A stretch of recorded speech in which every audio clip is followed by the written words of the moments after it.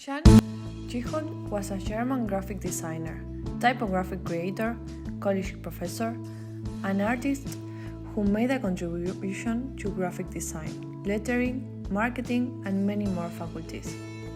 He was born in Leipzig, a city known for its publishing and printing in Germany, and grew up following his scriptwriter father's steps. From a young age, he was exposed to art and calligraphy.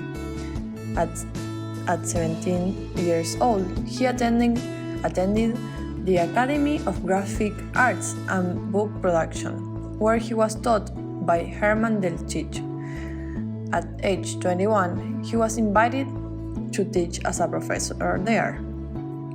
In 1923, Tschichold went to the Bauhaus exhibition, where he met the modern movement and got to see the work of designers such as Wassily Kandinsky, Pietro Schwartz, Laszlo Moholy-Nagy, L. Lisztinky, and was inspired by their unique, refreshing, and more importantly, modernistic ideas, from whom he, after inspired his more modern style artwork.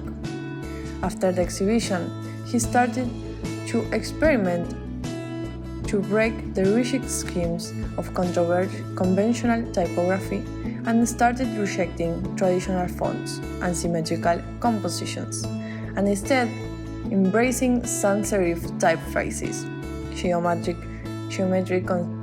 construction, and asymmetric composition.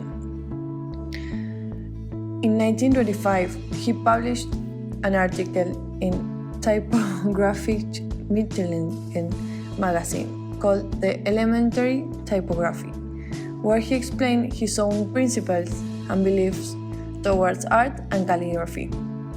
In 1927, he held a personal exhibition where he showed the world his new and more modernistic style. And in the next years, he created several cinematographic propagandas. In 1928, he published his first book called Die Neue Typography, which means the new typography. This book's main goals was to explain designers and typographic professionals the principles of modern movement in relationship with typography. In the years following the Second World War, he began to step back from his strict adherence to modernism and embrace his more classical roots. By 1933, the Nazis sent him to a concentration camp since his ideas and modern style were viewed as corrupt and for being a cultural Bolshevik. After a couple of months, he emigrated to Switzerland, and his style started to evolve to a more classic one, rejecting the modern style, since it was too close in spirit to the fascist movement. He at this time began to work with more traditional typefaces and layout arrangements. In 1943, he became Penguin's Books typographer. I like to call this part of his career the return to classicism, since he started to embrace a more classic design principle. In 1947, at Penguin, he had overseen the publication of over 500 books, a contribution he was very proud of. He once said, "Typographers should uphold humanistic ideas and gain inspiration from the past." This quotation shows his passion of teaching and also of learning.